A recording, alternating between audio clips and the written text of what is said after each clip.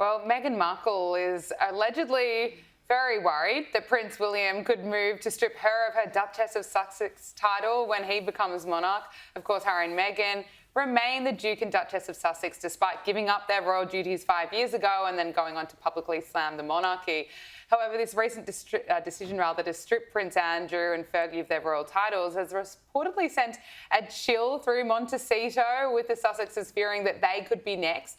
You know, if I was Meghan, I'd be pretty worried too, because she's still happy to use the Duchess of Sussex title. Absolutely. I mean, she uses it on her website as she tries to sell her candles and her jams. Her whole global brand is based on being the Duchess of Sussex. It's not about being a former actress, although apparently she's now filming a new TV series or movie or something. So if that's stripped, if she loses her title, and indeed if Prince Harry does as well, they become ordinary celebrities. And when I mean ordinary celebrities in Hollywood, they're in the same pool fighting for the same opportunities, less resourced and less well connected than their celebrity chums like Oprah and people like that, Serena Williams and so forth. So it's a real issue for her because, you know, having that royal cachet is what people like and what makes people buy her jam or her edible flowers or whatever it is on her website. So, you know, it will be catastrophic for her if she loses her title. And I think it's ridiculous that the suggestion that somehow she would sue the future king about this and, you know, this title is mine. It is not hers. It was given to her by an institution that she rejected and criticised heavily. So she's in no place to say, it's mine, I will sue you if you take it off me. And you know, and William, what William will do, he won't get his hands dirty. He'll just sign the letters patent, which disappears the title. He won't even have to talk to her about it. I just think it's outrageous the way she uses the title, but then the way she rubbishes the royal family and promotes herself by talking about how difficult it was for her, that whole experience being a princess. The victim complex. Well, she's going back on Netflix next month with Love Meghan. It's back, this time for a Christmas-themed special, which will premiere on December 3. What can we expect? More flower sprinkles? Yes, probably more holly and red berry sprinkles, I think. There'll be lots of Christmas, my famous Christmas recipes, my Christmas traditions, how to get along with your family Christmas, or maybe not that, maybe she won't go there, I don't know, but it'll all be about, you know, building traditions, I would imagine, with Lilibet and Archie as well, rather than the extended family or indeed her extended family beyond her mother, because she doesn't talk to anyone else. So it'd be interesting to see how she Christmases up the theme and which friends she gets into. So-called friends. Yes, that's right. Which paid actors come in. Yes, that she's known for 5 seconds. That's right, yeah. Now, Harry and Meghan, they were spotted at this star-studded Hollywood gala just hours before heading to Kris Jenner's 70th birthday party at Jeff Bezos' mansion. So Meghan posted with Serena Williams at the Baby to Baby fundraiser in LA, which supports families in needs. And then later that night, the Sussexes joined the James Bond-themed celebrations for the Kardashian matriarch. What can you tell us about this?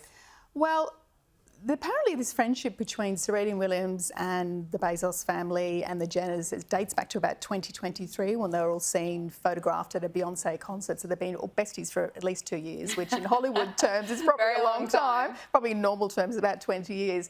And so she went along to Serena's charity do and of course went to Chris's James Bond theme party. But I didn't see a lot of interaction between the Jenner tribe and Harry and Meghan. I noticed that Harry turned up with a poppy on, which I think is fabulous as well. But I did see that as a bit of a sign of him pining for his past and his, you know, legacy as being a military man and things. So I felt a twinge of sadness, only very shortly, obviously, when I saw that. But yeah, they're still trying to move in those circles, and I don't think it's any coincidence that the Netflix project was announced at the same time as she was trying to cozy up to the Kardashian clan. No, I think you're right. Strategic indeed. Now, Prince William, Princess Catherine, they reportedly have a deliberate plan for Prince George, and they're determined to raise George to be a strong future king, according to royal author Robert Jobson, and according to his new book, The Windsor Legacy.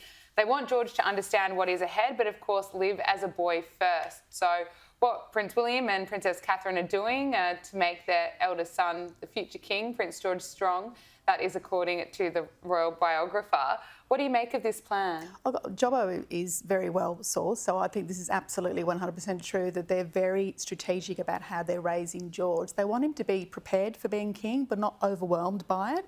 So they still want him to have a normal childhood as much as you can do in the royal family and develop a maturity which will allow him to cope with being king eventually one day. And I know in Jobbo's story he was talking about how previous heirs have felt too rushed or too overburdened and therefore haven't been able to grow into the role. And I think William and Catherine are particularly careful not to allow that to happen to George. And also Catherine comes from a very tight-knit, close, warm, loving family. So she wants that replicated for her 3 children. And that's the best environment, I think, to basically grow and mature a young man who will one day be king and won't be resentful about doing it either. Finally, Princess Anne is in Australia to mark 100 years since the formation of the Australian Defence Force. Louise, can you bring us up to speed on Princess Anne's visit here? Yes, so she's been here for the 100th anniversary of the Royal Australian Corps of Signals. I had to get that name right. So it's got a very military theme to this, the 4-day tour. She's been in Sydney. She's going to a number of Remembrance Day services. She's met with Sam Mostyn, the Governor-General. So I think there has been some speculation about the timing of this, that it could be bad for her, but I disagree. I think it's a wonderful thing for the royal family to have their best brand ambassador beyond the King and obviously William and Catherine in Australia, showing that the reliable, dependable royals, that's actually what they are. They're not Andrew. These are the people who actually represent the monarchy. And of course, all the military people love seeing Anne because she is so authentic and very interested in the work that they do. Absolutely. And she's been, you know, involved with that Australian Defence Force for many years. So we love having her here, absolutely, and I think you're so right. It's a great reflection of the royal family. Oh, it really is, yeah. Good timing. We're very excited to have her here. Louise Roberts, thank you so much. Good to see you.